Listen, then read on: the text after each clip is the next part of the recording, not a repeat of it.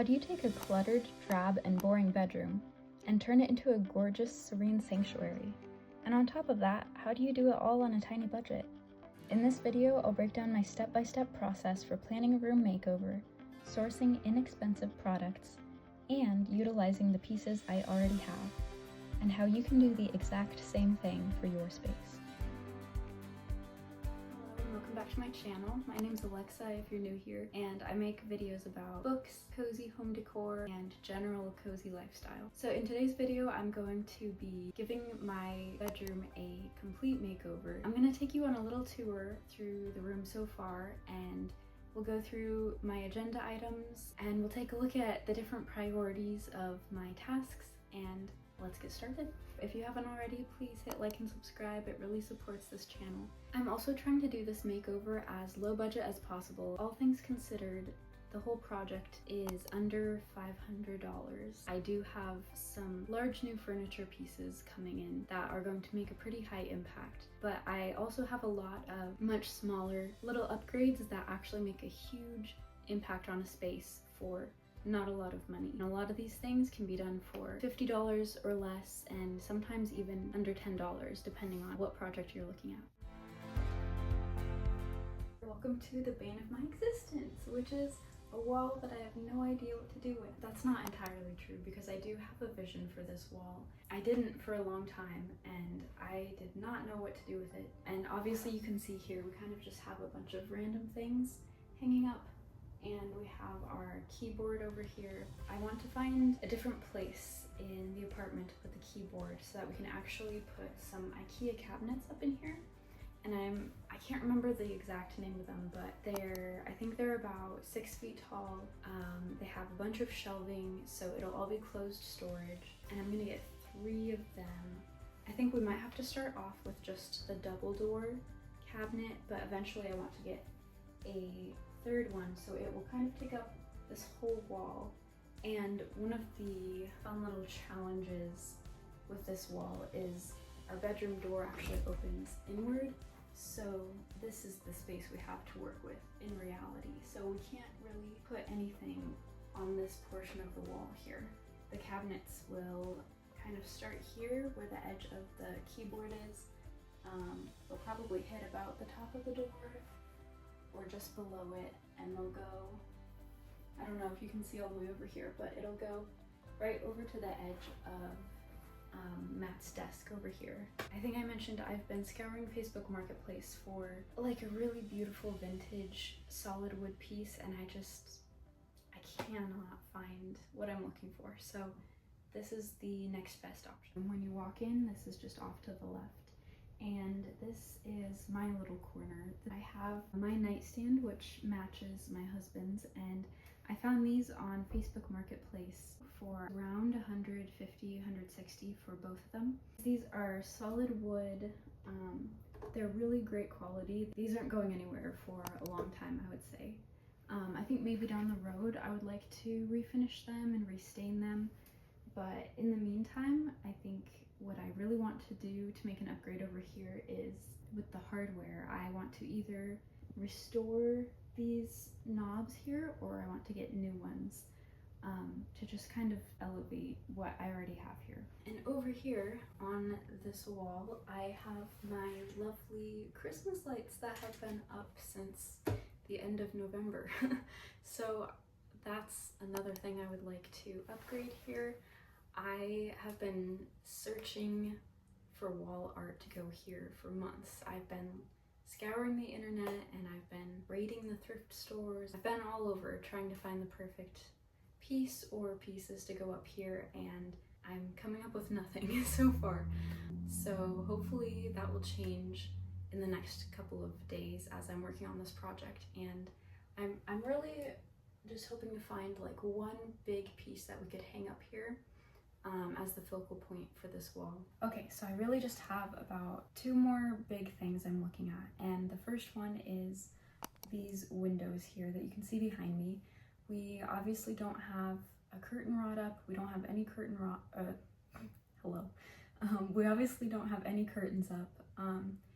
I do have some old curtains from my old apartment that I want to hang up just to start to save money, because curtains can get like crazy expensive. But right now we just have some sheer cream toned ones. But we do need to purchase a curtain rod and hang that up somehow. I'm still working out how to do that in a rented apartment, so I'll get back to you on that. Yeah, I think window treatments will totally transform this room, and I would say they tend to do that for any room.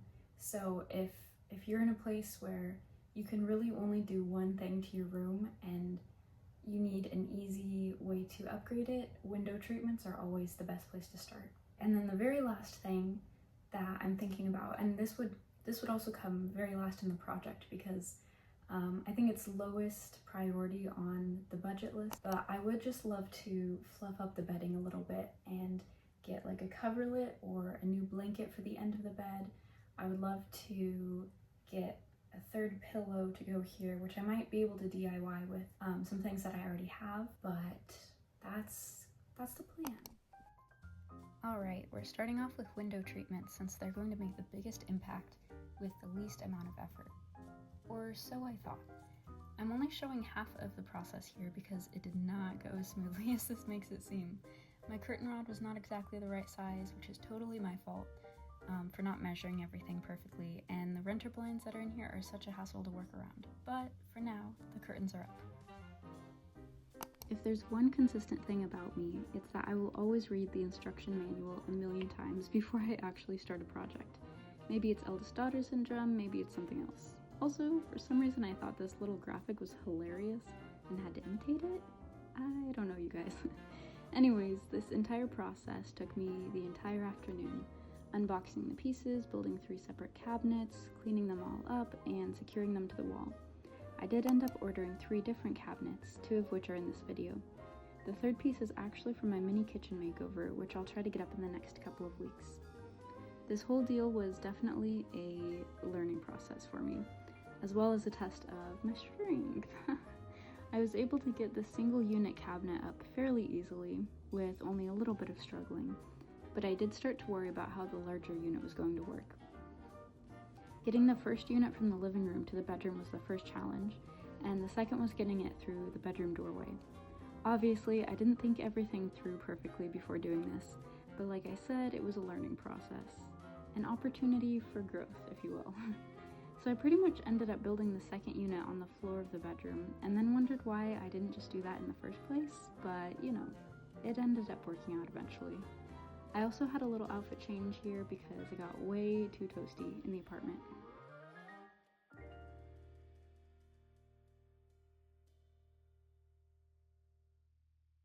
Alright, so I have both of the cabinets in here finally, and that took a lot longer than I was anticipating, but that's okay. That's just the way these things go sometimes. So now I'm gonna start building the doors and attaching them. Also, I've been totally agonizing over what color I want to paint the cabinets, and I don't know, I feel like the bright white is just too bright white, so I'm kind of leaning towards doing either a very neutral kind of beige. This is called Balanced Beige by Sherwin-Williams, and this is my other option, which is more of a sage green. It's called Coastal Plain, also by Sherwin-Williams. And at first I was looking at doing a blue, and specifically I was thinking about this one, which is called Debonair by Sherwin-Williams, but I think it's a little bit too dark, and I think also it might clash with my bedding, and we definitely don't want clashing colors going on. So I'm leaning towards one of these, which would be complementary and leaning much more neutral. So let me know in the comments which one you would pick. Here are those 2 colors again from a different angle. So imagine if one of these was on that door right here. Let me know, which one would you pick?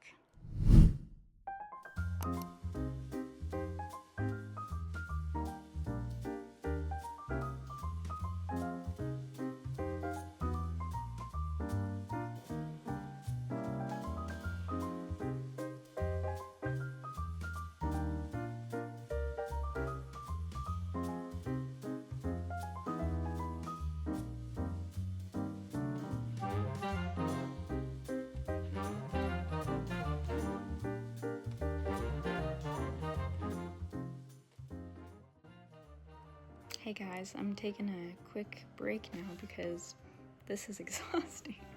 So here's the progress so far.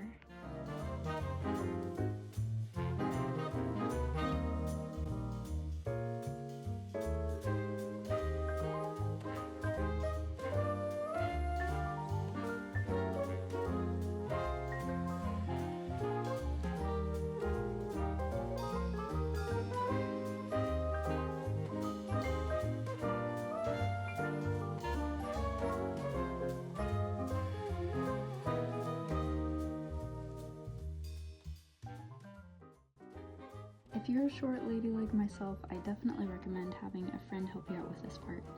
Putting up the doors by myself was quite a challenge, and although I did manage to do it, it's probably a lot safer to have a second person helping out. I do have to say though, that it was so satisfying to see these doors completed, and to know that I did this entire project on my own. So it is the next day, and I spent basically all of yesterday, like way too long, building these cabinets, and I also built a new one for the kitchen, which I'll show you guys in a different video, but these ones are finally up and I'm so excited. And I still am really torn between my two paint colors that I showed you yesterday. I don't have samples for them yet, but we're still looking at the balanced beige or the sage green. But I really surprised myself after putting these up because I actually really like the white. And I thought it was going to be too much just bright, stark white at first. But it's kind of nice, and it definitely brings more brightness to the room. So I definitely don't want to go too dark with the paint. So now I'm totally torn on what to do. So either today or tomorrow, I'm gonna go get some paint samples, and I'll just paint some little swatches on paper and stick them up, and we'll see what happens. I do have one quirky little problem that I need to work around, which is that you can see right here, these are not sitting flush with each other right now because, well, we've secured the big one to the wall. I had to get my husband to help me with that because I'm too short, even standing on a chair, to reach up and over the cabinet and secure it. So he helped me out with that. But then this one here is actually sitting right in front of, what is it called? This is sitting right in front of an outlet. So I think what I need to do is potentially cut out a hole in the bottom section of the back of this so the outlet can kind of pop through and we can push this back so that it's sitting even with this, and then we'll also secure this one to the wall so they're sturdy and we won't have to worry about them toppling over at all. And I know it's not the most renter-friendly way to do this, but safety first in my opinion, and there are ways to fill in the holes when we move out, and we'll definitely be doing that. So whenever that happens, I'll take you along in that process as well, but this is how we're doing it for now.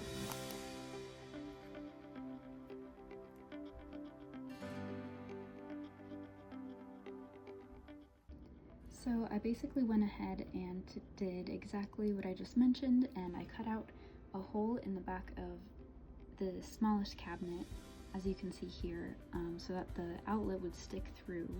And what I ended up doing is turning the bottom shelf into a little charging cubby.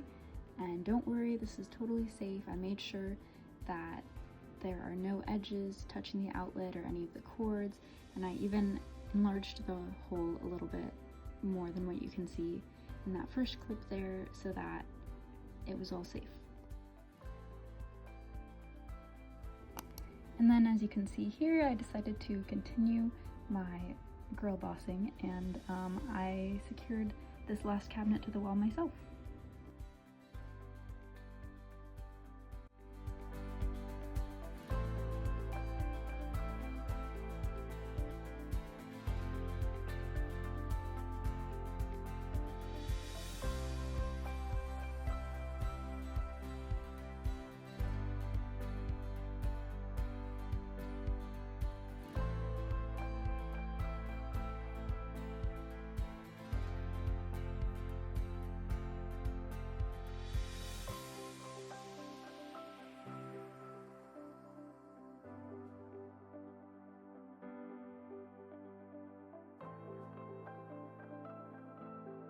I'm back from Hobby Lobby and I'm super excited to share what I found with you. If you're a frequent Hobby Lobby shopper, you probably know this already, but if you aren't, my best tip for you is to find out exactly what sales are happening and when, because they have rotating sales at the store pretty much all the time.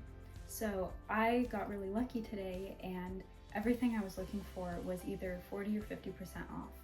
And the first thing I found there was these adorable little knobs, which are going on the IKEA shelf. All of the hardware and wall decor was 50% off. So I ended up getting each of these for $2.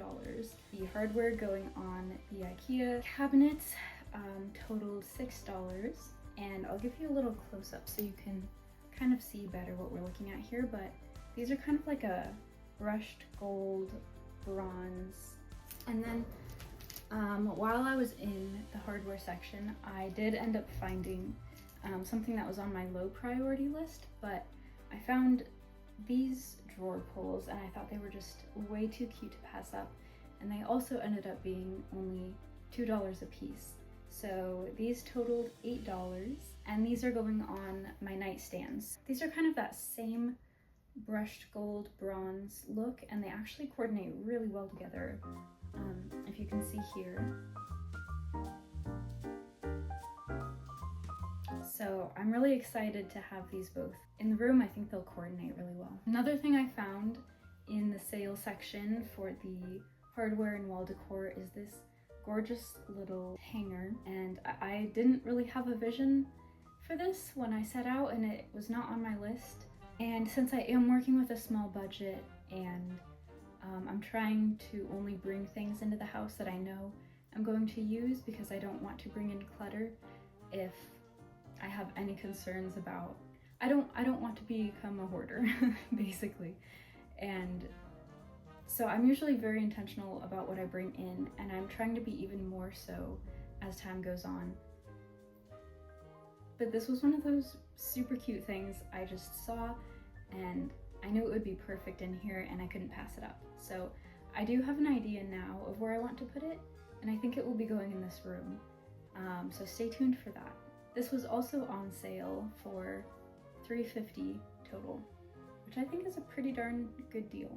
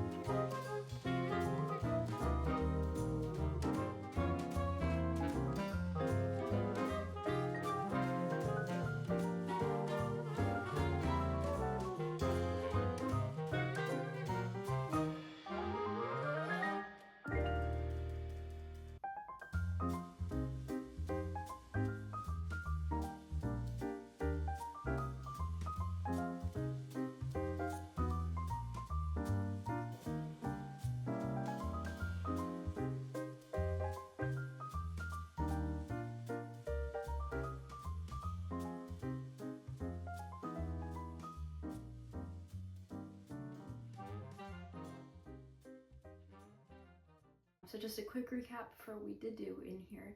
Obviously the biggest change was the IKEA cabinets for storage, changing out the hardware on those, and putting up the window treatments. I also changed out the hardware on the nightstands and just tidied everything up a little bit, reorganized some things. I do have a vision for this wall.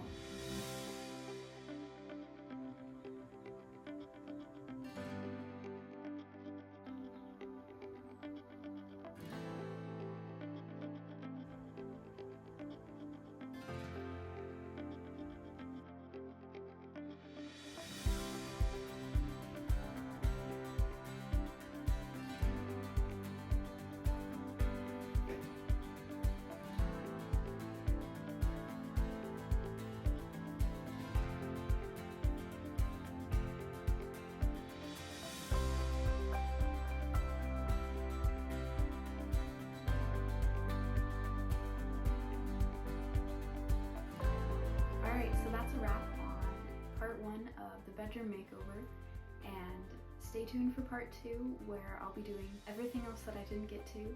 I started realizing after all of that this is a pretty lengthy process, so I'll definitely have a part 2 up in the next couple of weeks. And until then, bye and thanks for watching.